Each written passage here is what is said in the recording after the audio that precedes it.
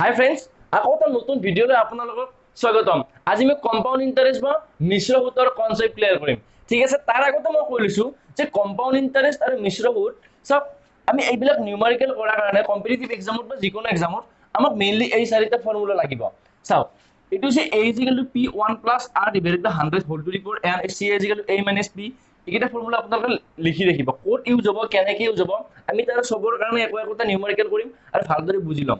ইয়াত চাওক, এই পিটো মানে হৈছে এইখিনি বস্তু জানিব লাগিব। অকল পি বুলি মনত ৰাখিলে নহ'ব যে পি মানে কি হয়, পি কেতিয়া ইউজ কৰিম। পি মানে যে মূলধন মানে যিখিনি টকা, মানে আমি এইখিনি চাম বুলি কওঁ, চামক মানি বুলি কওঁ। আৰ মানে হ'ব ৰেট অফ ইণ্টাৰেষ্ট, মানে যিখিনি সুতৰ হাৰ, যিটো 5 টকা সুতৰ হাৰত কম্পাউণ্ড ইণ্টাৰেষ্ট মানে মিশ্ৰ সুত। এন মানে কি, কিমান বছৰৰ বাবে। এ মানে হৈছে এইটো মানে হৈছে বা এইটো এই মানে হৈছে আপুনি যেতিয়া ধৰি লওক কিবা এটা টকা সুতত ল'লে, তাৰপিছত তাকে ঘূৰাই দিব লাগিব সুতে মূলে, সেইটো কোৱা হয় এই বুলি। বুজি পালে এইখিনি? এইকেইটা ফৰ্মুলা কিন্তু একদম নেচেচাৰী হয়, আপোনালোকে লিখি ৰাখিব। চাওক, এইটো অকণমান বুজাই দিছোঁ। এইটো কি হয় যে ইয়াত R1, R2, R3 তিনিটা আছে। মানে কি হয়, যদি আপোনাৰ ধৰি লওক আপুনি 3 বছৰৰ কাৰণে টকা লৈছে, কিন্তু প্ৰথম বছৰত ইমান R1 ইণ্টাৰেষ্ট, ছেকেণ্ড বছৰত R2 interest, R3 interest 3 number বছৰত, তেতিয়াহ'লে আপোনাৰ এইটো ফৰ্মুলা ইউজ হ'ব। মানে যদি আপোনাৰ প্ৰতি বছৰে বছৰে যদি আপোনাৰ ৰেটটো চেঞ্জ হৈ গৈ থাকে, তেতিয়াহ'লে আপোনাৰ এইটো ফৰ্মুলা, যিমান বছৰ হ'ব সিমানটা ৰেট থাকিব, সিমানটা এনেকৈ ইনটু হৈ গৈ থাকিব।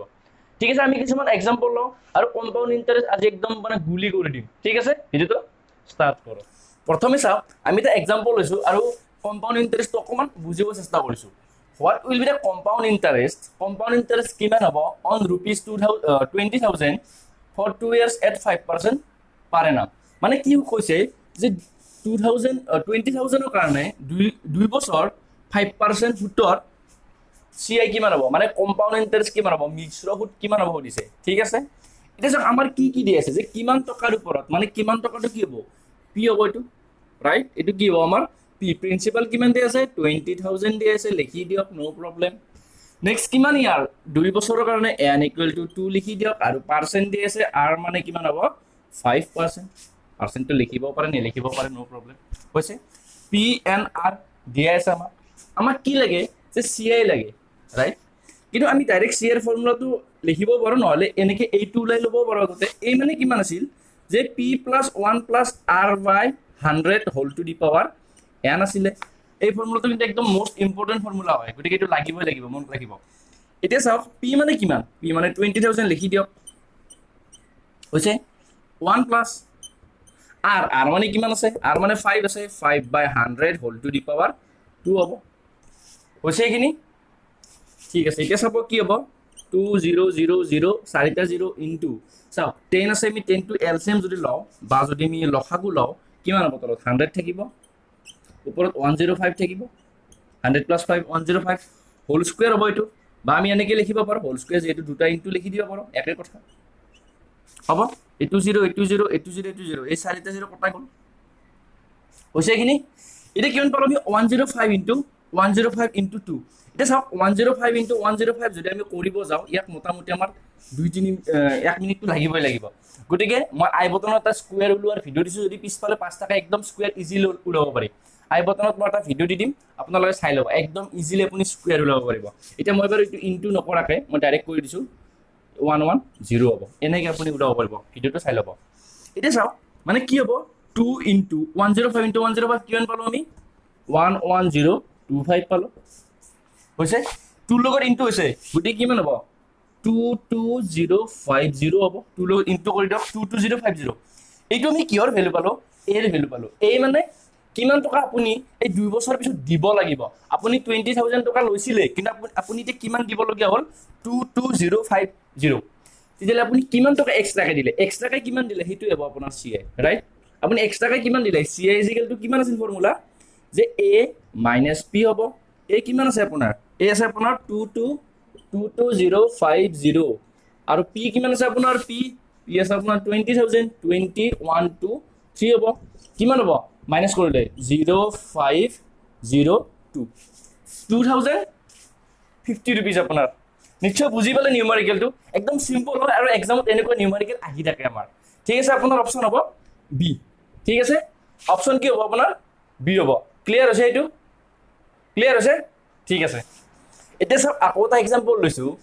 At what rate percentage Enam will ইমান এমাউন্ট টু ইমান in 2 years at compound interest মানে কি কৈছে চাব একদম সিম্পল যে ৰেট পাৰ্চেন্টেজ এনাম মানে কি দিছে যে আপোনাৰ ৰেটটো কিমান মানে ৰেট অফ পাৰ্চেন্টেজটো কিমান মানে ৰেট অফ ইন্টাৰেষ্টটো কিমান উইল বি ইমান এমাউন্ট যে ইমান টকা হ'ব মানে ইমান টকাটো যেতিয়া আপুনি ধাৰত দিব বা ল'ব ইমান টকা হ'ব ইন 2 ইয়ার্স বুজি পাইছেন চাওক 2304 টকাটো আপোনাৰ কি হ'ব 2500 টকা হ'ব in 2 years at compound interest আপোনাক কি লাগে সলিউশন আপোনাক কি লাগে যে আপোনাৰ আৰ লাগে আৰ আমি নাজানো ৰাইট আমাক আৰ লাগে দিয়া কি আছে এটো কিমান হয় সেইটো কি ইমানখিনি টকা সুতত দি পেলাই ইমানখিনি হৈছে ওভাৰঅল তো পি কিমান দি আছে চাওক যে পি দি আছে 2304 দি আছে এটো কি হ'ব এটো আমি কি 2 বছৰ পিছত এখিনি টকা আমি পাইছো গতিকে এখিনি কি হ'ব এ হ'ব যিখিনি দিব লগা বা পাব লগা টকা 2500 কিমান বছৰ পিছত কিমান বছৰ n = 2 হ'ব আমাক কি লাগে যে r লাগে r চাওক এখিনি থকাকে ফৰ্মুলা কি ইউজ কৰিম আমি a = p1 + r/100 whole to the power n আমাক এই r তো লাগে ঠিক আছে বুজি পাইছে ফৰ্মুলাটো নিশ্চয় এই মানে কিমান হ'ব আপোনাৰ এই মানে 2500 লিখি দিয়ক 25 p মানে কিমান 2304 1 + r/100 r নাজানো আমি রাইট টু দি পাৱাৰ কিমান আছে n আছে n মানে কিমান 2 হ'ব এলৈকে বুজি পাইছে তো ঠিক আছে এটা চাওক এইফালে যেটো হোল স্কয়াৰ আছে এটুক আমি এইফালে ডিভাইড কৰি এটুক হোল স্কয়াৰ কৰিব ট্ৰাই কৰিম মানে 25 এটু কি হৈছে ইয়াত ইনটু হৈছে ইয়াৰ লগত এফালে ইলে ডিভাইড হ'ব 2304 = 1 + r/100 whole to the power 2 হ'ব ঠিক আছে ইয়ালৈকে এটু কাটি দিয়ক চাৰিৰে এটুক চাৰিৰে কাটি দিয়ক এটুক চাৰিৰে কাটিলে 625 আহিব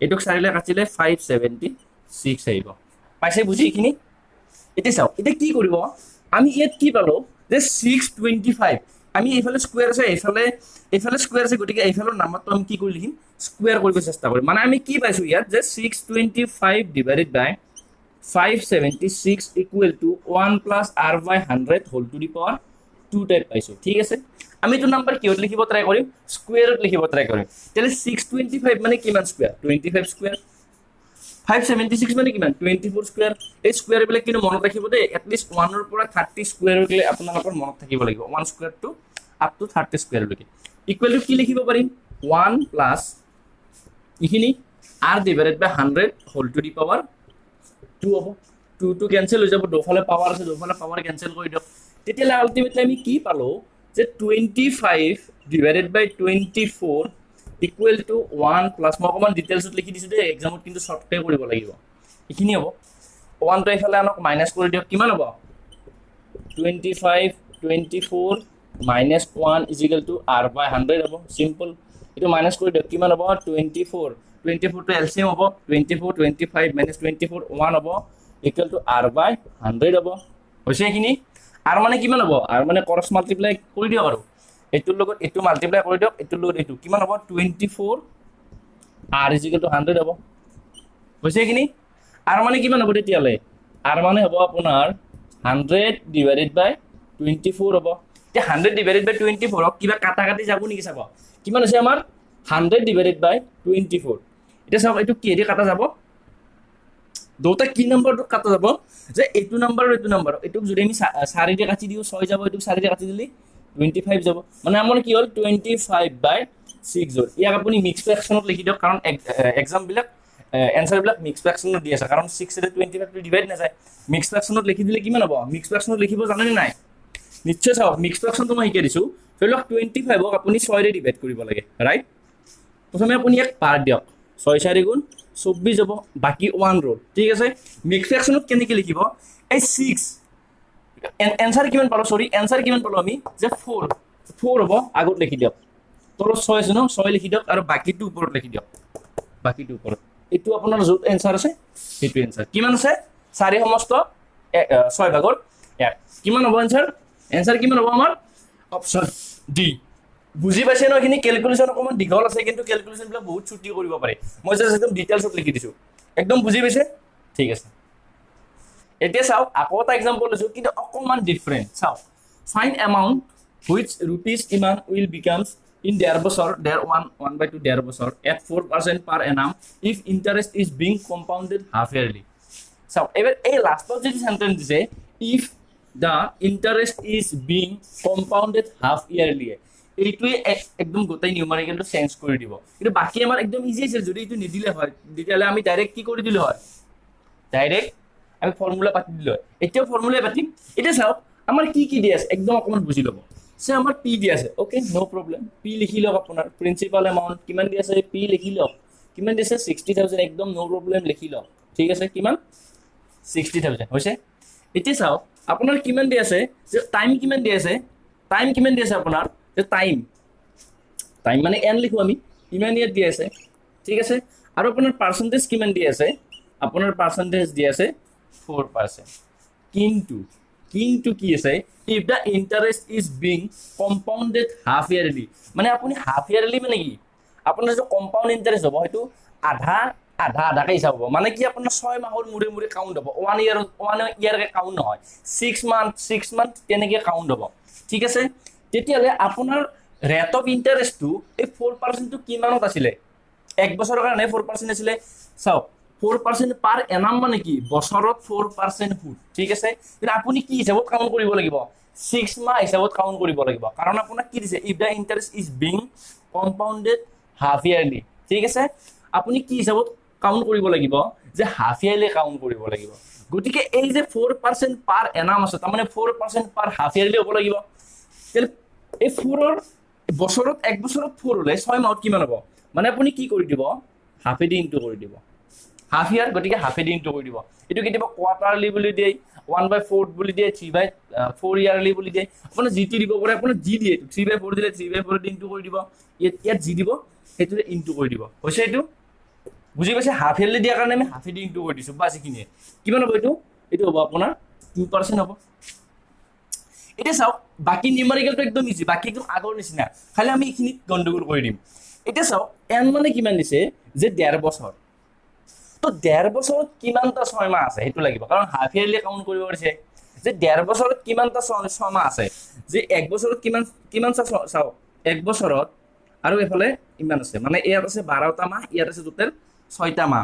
তো আমাক কিমানটা 6টা মাহ আছে, ইয়াত 2টা 6টা মাহ আছে আৰু ইয়াত এটা 6টা মাহ আছে, টোটেল কিমানটা 6টা মাহ আছে, যে 3টা আমাৰ কি আছে, টোটেল 6 মান্থ আছে।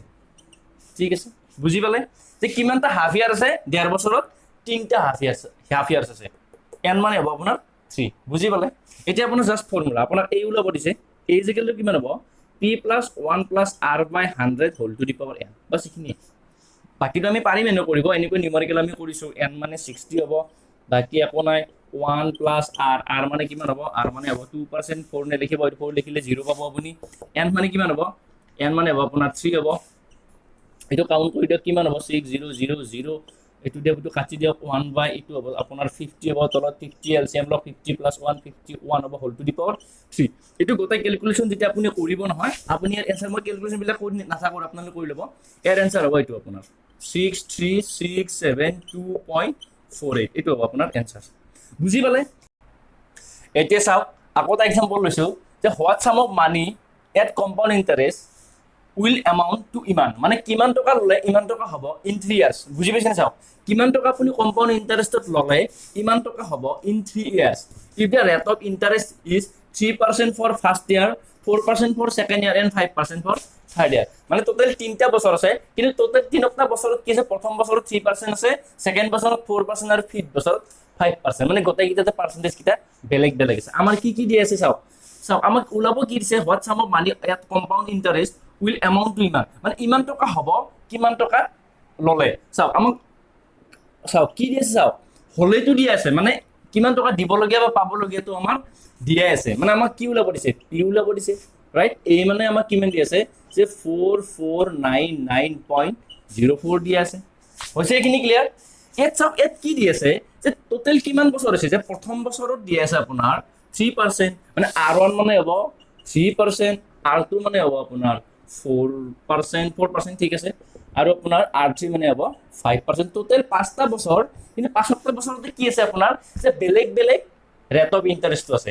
ঠিক আছে, আমাৰ ফৰ্মুলা কি আছে যে a is equal to p 1 plus r1 divided by 100 যদি বেলেগ বেলেগ হয় এইটো ফৰ্মুলা আছিল 1 প্লাস r2 ডিভাইডেড বাই 100 আৰু যদি দুটা বছৰত বেলেগ বেলেগ হয় ইয়াতে ফৰ্মুলা শেষ হৈ যাব তিনটা বছৰ দিছে গতিকে আৰু এটা আহিব 1 প্লাস চাৰিটা বছৰ দিলে আৰু এটা বেছিকে লাগিব বুজি পাইছে এইটো একদম ইজি হয় এটা আমি ভ্যালুবিলাক পুট কৰি দিম a কিমান দি আছে আপোনাৰ 4499.04 p আমি নাজানো গতিকে p হিচাপে লিখি দিয়ক 1 প্লাস r1 r1 এ কিমান দি আছে 3/100 1 প্লাস 4 কিমান দি আছে 1 কিমান দি আছে r2 কিমান দি আছে r2 দি আছে 4/100 আৰু 1 প্লাস r3 মানে 5/100 এখিনি বুজি পালে নে স্যার নিশ্চয় বুজি পালে এটা 449904 এটা আমাৰ ইকুৱেশন টাইপ হৈ গৈছে সমীকৰণ p ইনটু ইটো চাও এটো কি হ'ব 103 ডিভাইডেড বাই 100 হ'ব মানে